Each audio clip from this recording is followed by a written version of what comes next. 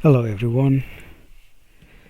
An update on Ukraine-Russia crisis, or should I say US-Russia crisis. So US has not only advised all their citizens and embassy staff to leave Ukraine, but now they have advised all Americans to leave Belarus as well. So the State Department has advised that all American citizens should leave Belarus immediately. Why? Due to an increase in unusual and concerning Russian military activity near the border with Ukraine. So Belarus is doing military war games with Russia near Ukrainian border, and US is not liking that. But Zelensky, which is the leader of Ukraine, prime minister or president, has also declared February 16th a day of unity, calling for patriotic flag raising and displays of loyalty to the nation.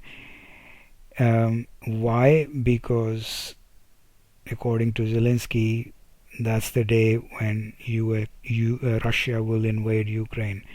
It is causing some to question whether this actually means Wednesday could be the day Kyiv expect some kind of Russian aggression. Yep, that's what they are. Zelensky is claiming. Now, there was a lot of flip-flop on that date today, because later on, the Ukrainian President Zelensky, in his Monday evening address to the nation, emphasized that the current crisis with Russia would be solved through negotiation. Ukraine seeks peace and wants to deal with all the issues only through negotiation. So first they claimed that 16th Russia is going to be an aggressor. And let's celebrate that as Day of Unity. But then later on he said that now he wants to negotiate and achieve some sort of peace with them. So yeah, that's going on with the US and Ukraine. Moving on, where did this February 16th came from? Where did this date came from? Now I shared my theory, in the vlog the other day, that because Russia was going to pass a law that Russia will protect its citizens in Ukraine against any bad behavior against them by the Ukrainian administration. And that law was supposed to be passed either on 14th or 15th, which is today. Whether Russia will proactively use that law to invade Ukraine, or whether that because the law was being passed, the CIA and the intelligence agencies used that as an excuse to propagandize this date of 16th. I don't know what the reason is, but initially I thought that's where they are coming from, but it's not quite clear exactly where this date came from. But that is to be expected if there is no rationale behind these dates, and they are just being used to either put the Russia on back foot, so they don't actually do the invasion, or use the date as some sort of a false flag event. Who knows what these guys are up to? I mean, crazy games happening. Ukrainian officials told reporters in Kyiv that Zelensky was not being literal about an attack on Wednesday. So as I said, yeah, the Ukrainian president started flip-flopping after his initial comment on February 16th date. Asked about Zelensky's statement and the mention of February 16th, Kirby said, "I'm not going to talk about specific intelligence assessment." So that was what Pentagon Press Secretary John Kirby said. But days ago, German largest newspaper news website Der Spiegel reported that CIA had briefed NATO partners over an imminent Russian attack on Ukraine, and the report said that CIA specified Wednesday, February 16th as the kickoff date for invasion. So yeah, it was some sort of an assessment done by CIA, and that's where this date is being this date is coming from. Moving on, controversy erupts after ambassador says Ukraine flexible on joining NATO, and this is Ukrainian ambassador in London, Vadim Prosteko, I don't know how to say that, caused a stir over the weekend by saying in an interview with BBC that Ukraine was willing to be flexible on the future possibility of joining NATO. So this comment, that future possibility of joining NATO, was the main reason for confusion and seemed to show the softness of Ukrainian administration towards Russia, because right now Ukraine is in talks with NATO and the countries and allied countries to join the NATO. So yeah, that's why any future possibility seemed like a concession to Russia. The initial concession grabbed so much attention and headlines that President Volodymyr Zelensky spokesperson Sergei Nikiforov publicly demanded an explanation from the ambassador. The statement emphasized that Ukraine's aspiration for NATO and the EU are enshrined in the country's constitution. So yeah, they again backtracked and said that the ambassador needs to give an explanation for his comments. Moving on, European energy prices soared as Western media hypes imminent Russian invasion of Ukraine. So they were very high in January, went down a little, but now went back up to 84 euros megawatt hour because of non-availability of gas from Russia.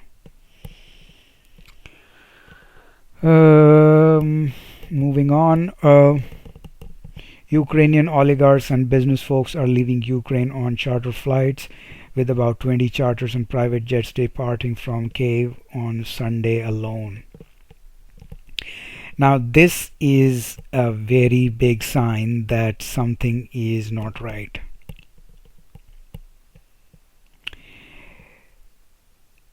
If anything, the elites and the top business folks or oligarchs will be the first to know that something is amiss and invasion is imminent. And if rats are jumping the ship, well, I shouldn't say them rats. I mean, these are normal folks just leaving the countries to save their and their family lives. And if they are leaving, then there may be a possibility of some sort of conflict.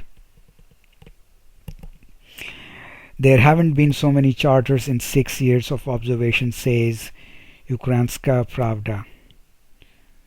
So, well, that name Pravda gives me heebie-jeebies, because that's like that's like Russian Pravda or propaganda instrument. and if indeed it is, if they are just lying about these numbers and this is coming from Ukrainian Pravda, then yeah, then who knows what's going on. Um,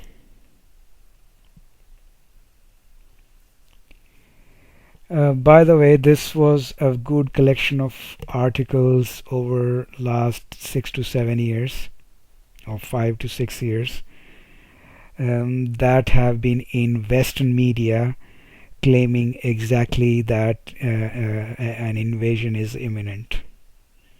So if you want to just have a look, pause the video, and you can read through them. Lastly, an unambiguous indicator of war: the Russian helicopter assault force has assembled in Crimea, goal likely to seize the port city of Odessa, with amphibious landing and/or land commandos in Kherson, Melitopol, ahead of ground assault. Highly irregular, serious threat. I cannot vouch for the if this tweet is true or not, but take it for whatever it is worth. Uh, this is not to say that Russia will not invade. The whole point is that a lot of needling and provocation is happening from Western countries, and that's all I have been emphasizing. Not to say that Russia is a culprit or not. We don't live in a moral society or moral world. Um, there are these are every country is immoral, and it's all sort of shades of gray. They are as far as morality goes, they are in. So some may be slightly better than others, but that's the kind of world we live in. And Russia has its own fair share of blame as well for its own unilateral action in Crimea.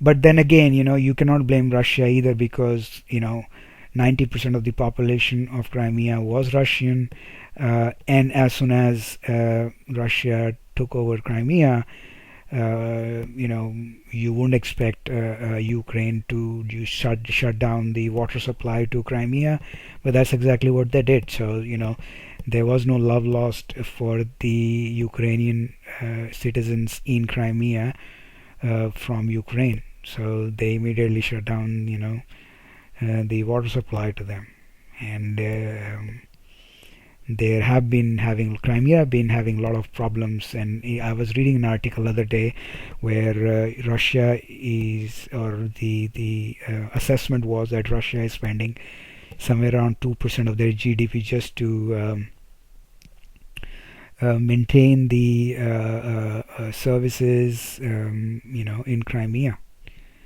So heavy burden on Russian economy. So yeah, I mean, it's crazy world. What we are not realizing is, because we live in this immoral sort of world, um, we have to be practical. We have to make sure that we don't, press the wrong button, which will lead to pressing the actual crazy nuclear buttons, ultimately causing the devastation of the planet. So we shouldn't be, pressing the wrong buttons of Putin, and neither should Putin be pressing the wrong buttons of Western countries or NATO allies either. But hey, who knows the future? What's going to happen?